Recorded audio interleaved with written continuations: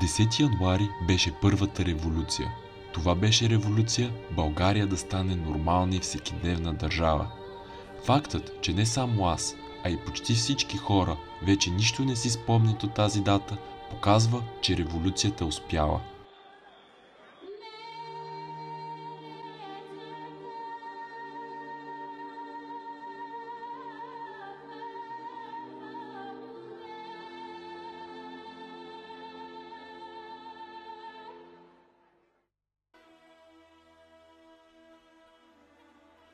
Темата за комунизма в България и последвалата демокрация до ден днешен са теми, предизвикващи доста разгорещени дискусии. Макар и сравнение между двата режима да е много подходяща тема за изписване на десетки страници, често се забравя нещо друго. Забравя се за годините между тези така различни режими в българската история. Един период, в който се отхвърля старото в борба за по-светло бъдеще, но предизвикателствата се оказват много и цяло едно десетилетие българите остават сякаш изгубени. От името на Централния комитет, на Политбюро и лично от свое име да изкажа благодарност на другаря Тодор Живков за неговата дългогодишна и вярна служба на делото на партията и революцията. Има много изцяло нови трудности и изпитания, както за държавата, така и за всеки един обикновен човек.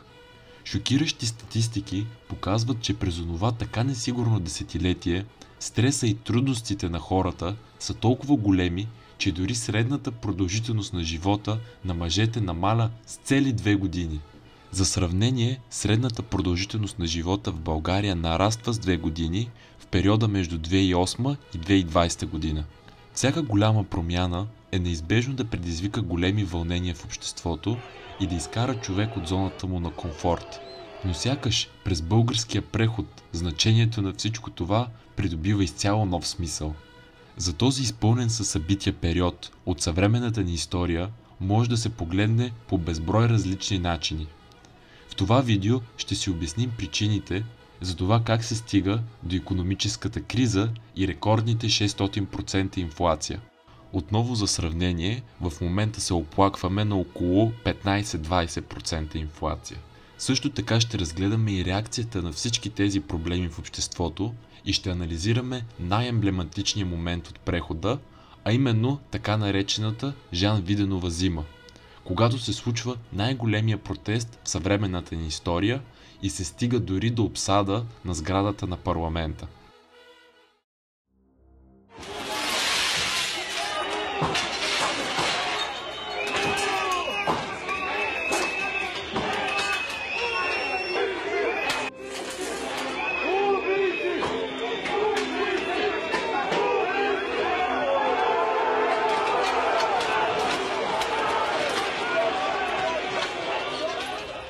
Както вече казахме, 90-те години на 20 век са времена на големи икономически промени за страната. Като главна роля в това взема смяната от планова към пазарна икономика. Годините на прехода са белязани от огромен спад в индустриалното производство, високи нива на безработица, голям бюджетен дефицит и рекордни нива на инфлация, достигащи между 600 и 1000% в периода между 1996 година и 1997 година. Цялата страна, аз съм от провинцията. Цялата страна, всички гладуват. Сама не може да се живее. Друга беше програмата. Какво направиха с нас? Защо изгладаха?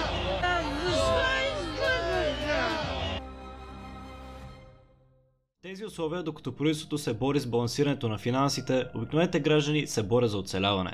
Страната е парализирана от протести и стачки на гневни работници, искащи оставка от правителството с надежда за по-добър живот. Политическата несигурност, безработицата и инфлацията водят до порочния кръг, в който хората избират да не харчат парите си, което допълнително свива икономиката. Но докато обикновеният човек се чуди какво да сложи на масата за вечеря, някои хора намират начини как да се възползват от тази ситуация.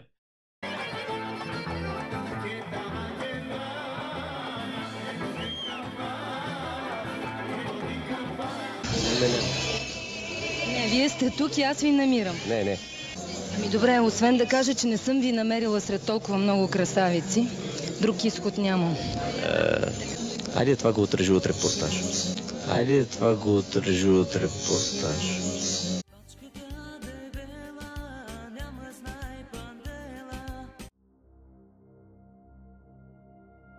Някои от тези хора и до днес са известни с названието кредитни милионери. Тяхната част във формата на тази криза е неочаквано голяма и може би се питате как се случи от това. Корупцията и оркестрирането на мащабни финансови измами водят до масивната банкова експанзия през периода 1991 и 1994 година. Причината за това е, че никой не обръща внимание на произхода на парите за създаване на тези банки и така зачестя случаите на това един човек да изтегли кредит от една банка, да направи своя банка и с парите от депозита на хората да изплати кредита, ако реши.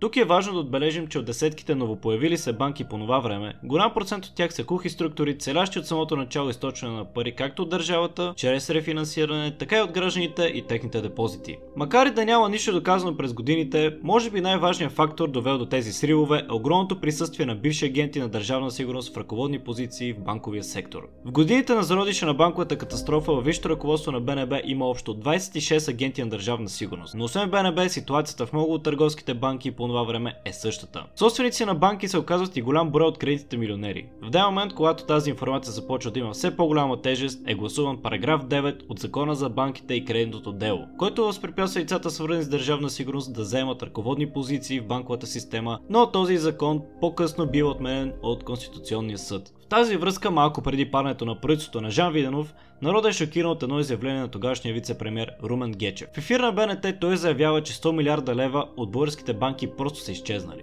Макар и в неговите служебни задължения да е включен контролът над банковия сектор, той така не дава обяснение за изчезването на тази колосална сума.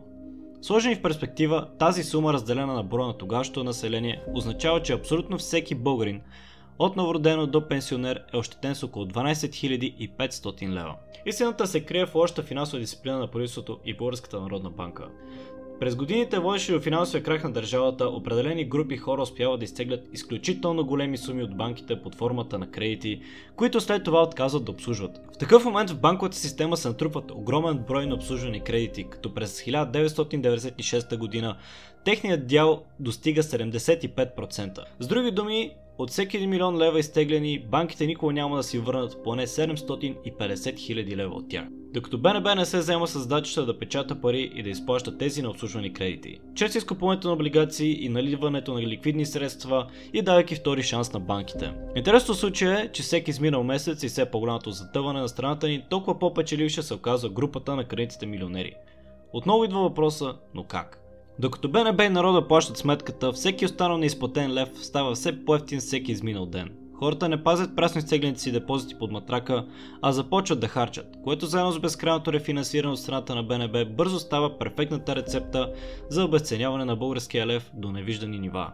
Интересен факт е, че за по-малко от 2 месеца един щатски долар от 500 достига до 3000 лева. А заплатите на хората от бюджетния сектор от $143 за 1995 година спада до $33 през 1997 година, а средната заплата в страната е едва $5. В същия този период фалират над 15 търговски банки. Резултатите от тези фалити е, че парите на хората, останали в неизтеглени депозити, са завинаги изгубени.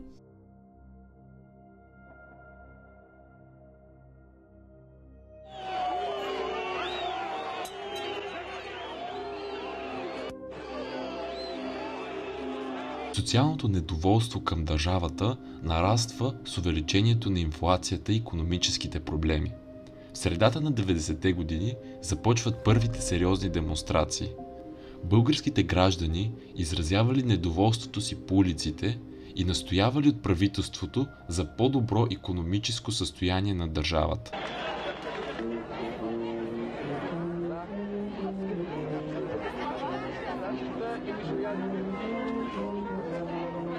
В началото протестите в България били мирни и само в отделни части на страната, но с влошаването на финансовото състояние, гневът на хората към управляващите нараствал.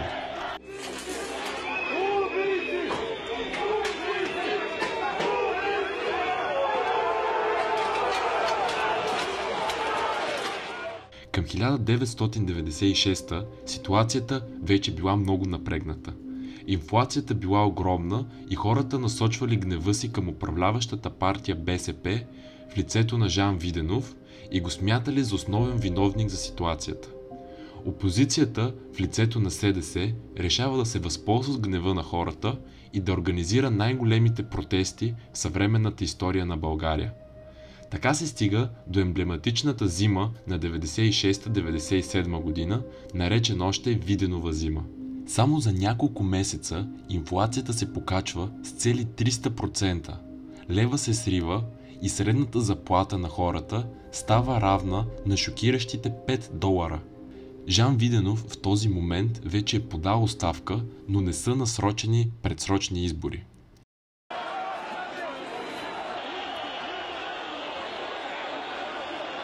Настъпва зърнена криза и магазините за хранителни стоки остават напълно празни. Единственият начин, по който човек може да си вземе храна и да не гладува, е чрез купони. Очевидци разказват: ако видите кадрите как изглеждаха магазините, ще ви стане ясно, че нямаше как да не излезем по улиците. Също така, вероятно се подразбира, че поради високата инфлация, масово хората губят спестените си с десетилетия пари, което е още една причина за недоволство. Опозицията призовава за гражданско неподчинение и за още по-мащабни действия. Твърди се, че около 10 000 души обсаждат сградата на Народното събрание.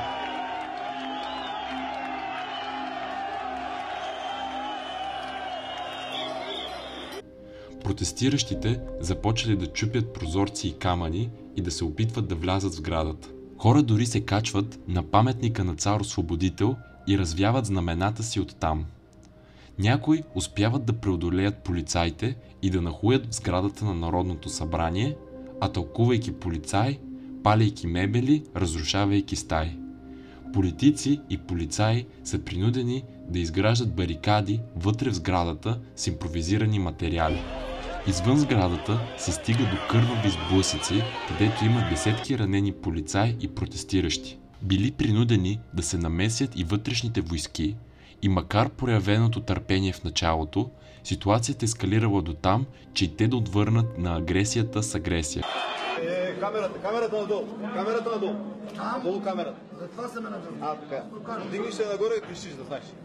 Очевидци разказват как униформени били докарани с бусове и били протестиращи дори в малките странични улички. Обикновени хора, полицаи и дори някои народни представители били тежко ранени, като пример за това е депутатът Филип Димитров, който бива приет в Пирогов с тежка травма на главата. Протестите продължили до късно вечерта. На следващите дни политическите сили подписали споразумение за спазване на социалния мир и е обявена дата за предсрочни парламентарни избори, което намалило социалното напрежение и в последвалите реформи ситуацията започнала да се подобрява. Днес има много различни мнения около тези събития. Някои приемат този момент от историята за революция, други за криминален и терористичен акт. Споделете в коментарите какво е вашето мнение, какво си спомняте от тези времена и кажете според вас, приключил ли е прехода или все още се намираме в него. Едно кратко прекъсване да напомним, че в днешното интернет пространство често най-популярни стават видеята с деградивно или дори просташко съдържание. За да достигат до младите хора някакви образователни материали като този, можете да помогнете, като харесате клипа и се абонирате към канала. Благодарим ви!